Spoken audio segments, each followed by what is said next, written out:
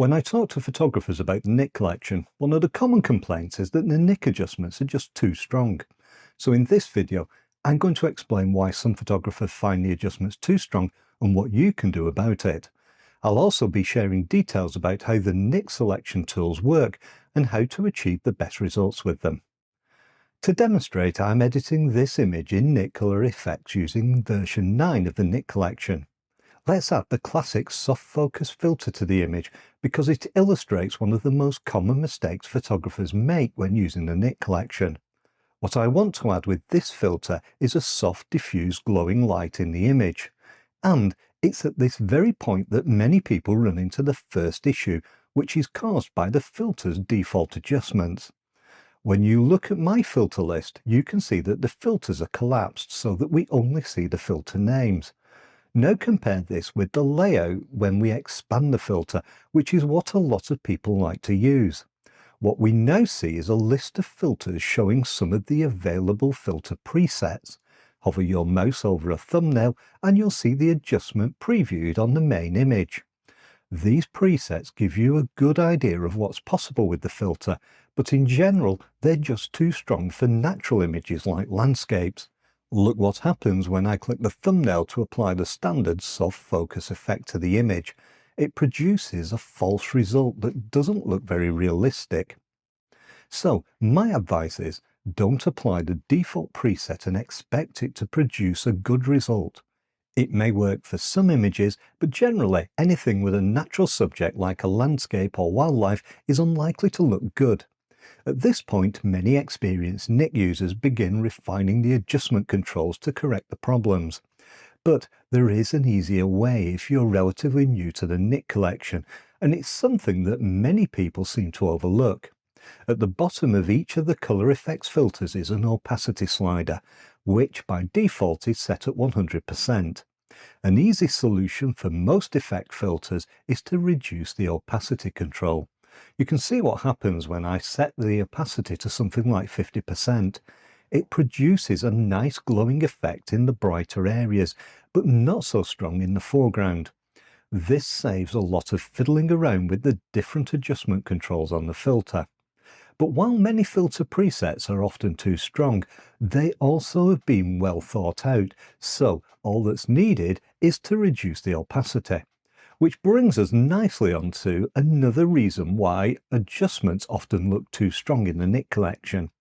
In many cases, they're better applied to localized areas rather than globally to the entire image. The soft focus filter we're using here is a great example. What we should really be doing is applying the effect selectively to areas of the image that we want to enhance.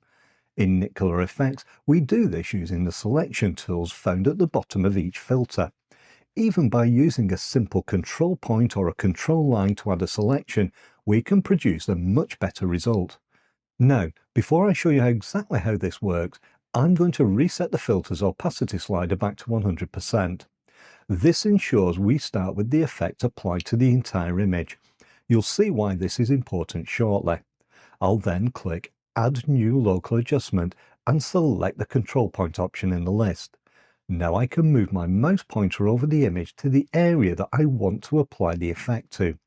Once it's in position, I'll click once to add the control point. We then see the outline of the control point that I've just added, and only the area I select is now showing the soft focus effect. If we look over at the filter, you can see what's happened. When the control point we added is selected, we see its sensitivity controls. These aren't filter adjustments though, they control what the control point selects. The other thing that I want you to notice though is that the filter's opacity slider has changed to 0%. The control point creates its localized selection by automatically setting the filter's opacity to 0% rather than the default 100%. This is why I said it was important to set our opacity back to 100%. If we hadn't done that, the filter opacity would have been left unchanged when the control point was added, but I'll come back to that shortly. First, I want you to look at the selection controls on the control point. The control point works by sampling an area immediately beneath its center pin to determine the brightness and color at that location. Based on the sampled pixels, it then selects similar pixels surrounding it. We can then adjust the sensitivity of this selection using the luminance and chrominance sliders below the control point. And importantly, each control point we add has these controls attached, which we can adjust independently. If I click the center pin and move it around, you can see the control point change position, which in turn changes the selection. To help you visualize what's happening and what's being selected, we can switch to the black and white mask view. We just need to click the option at the bottom of the control point. Now when I move the control point around, you can see how the selection mask changes. The white areas are the selection where the effect will become visible. This view also makes it easier to see what's happening when we adjust the luminance and chrominance sliders. These controls work by adjusting how similar a pixel must be to the sample area in order to be selected. Luminance adjusts the sensitivity to brightness, and chrominance adjusts the sensitivity to color. When I move one of these sliders to the right, the pixels need to be a closer match to the sample point, meaning that fewer pixels are selected. If we want to select a wider range of pixels, we just move the slider to the left. The diffusion slider then controls how soft the selection is around the edge of the control point. The default is 100%, which means we have a highly feathered area around the edge. This is why we see the control point affecting such a wide area. But when we reduce the diffusion, we quickly see the selection restricted to the edge of the control point. This is very important if you're aiming to produce a natural-looking adjustment. If we create a hard edge, the effect won't blend well with the surrounding areas, and it'll be easy to spot. It's the soft edge of the control point that blends the effect into the image and helps prevent it from appearing too strong. With this adjustment, we really want to affect the sky and the distant hillside, but not the foreground, or at least not to a large extent. To do this, we'll keep the diffusion at 100%, but we'll adjust the chrominance and luminance sliders until the area we want is selected. Now, sometimes you may want to select an area, but the point you want to sample isn't in the center. To do that, we just click the small eyedropper icon to the right of the control point in the list. We now see an eyedropper icon appear on the control point itself. This is the sample point that by default is usually at the center of the control point. But when we use it this way, we can drag the control point to a new position. By separating the control point area from the sample point, we have more control over our selection. Let's switch out of the mask view mode now and take a look at our adjustments. Notice that the adjustments look much more natural and, importantly, not as strong.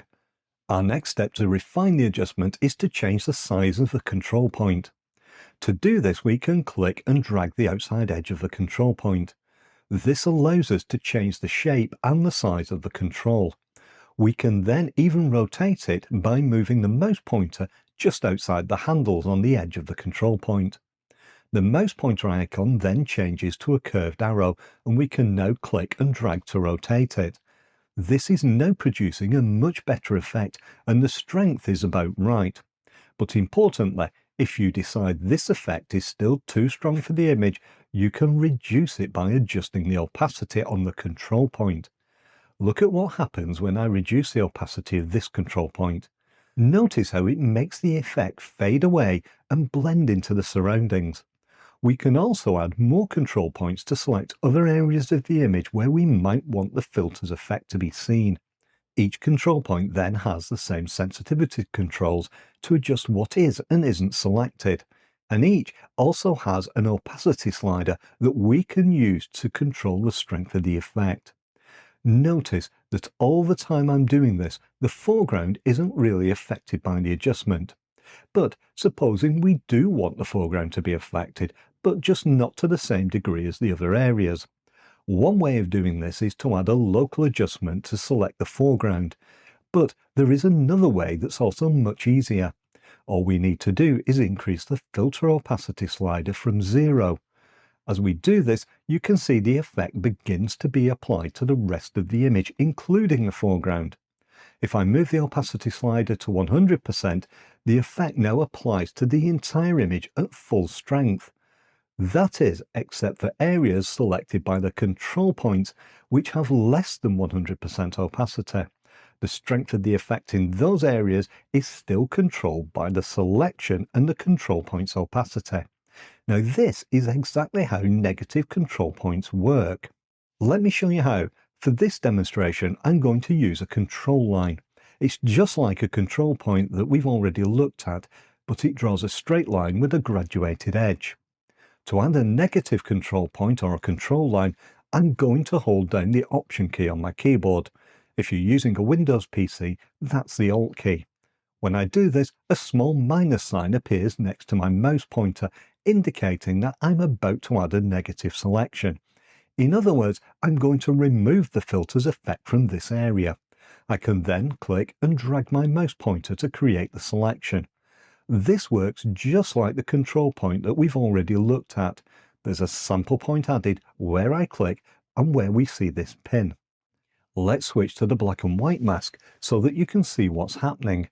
Notice that the area that I've selected with the control line is now being removed from the selection, making it appear as black in the mask.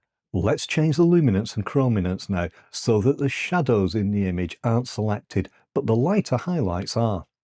This will protect the shadow areas from the soft focus filter, but the foreground highlights will be adjusted. If we compare this effect to the original image, you can see the difference it makes. It looks natural and it's not too strong. Not only that, but all these changes and refinements to the presets have been made using the selection tools only. We left the filter at its default settings. What I hope this illustrates is that the selection we make often has as much effect on the quality of our images as adjusting the filters themselves. But that doesn't mean we can't adjust the filters as well.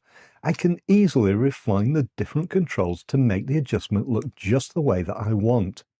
Now, there's one final opacity slider that we haven't looked at yet. We already know that each filter has its own opacity slider, but that opacity slider is also affected by our selections. In some situations, you need another opacity slider that works independently and which will affect the filter and its control points in the same way. That control point was introduced in the Nik Collection 9 and now appears at the top of the filter and is accessed via a small icon that's easy to overlook. When we click the icon, we can drag left and right to control the overall opacity. This affects not only the filter, but also the control points that have been added to it. What makes this so useful is that we don't need to adjust the opacity or individual control points to change the effect strength once the filter is correctly set up. This also means that when we have multiple filters applied to our image, we can simply use this control to balance the strength of each of them. So, next time you find yourself thinking the adjustments in the Nik Collection are too strong, remember this video. And if you want more ideas about how to use the new features introduced in the Nik Collection 9, watch this video next. Thanks for watching today, and I hope you enjoyed the example. Don't forget to subscribe if you haven't already, and I hope to see you soon in another video.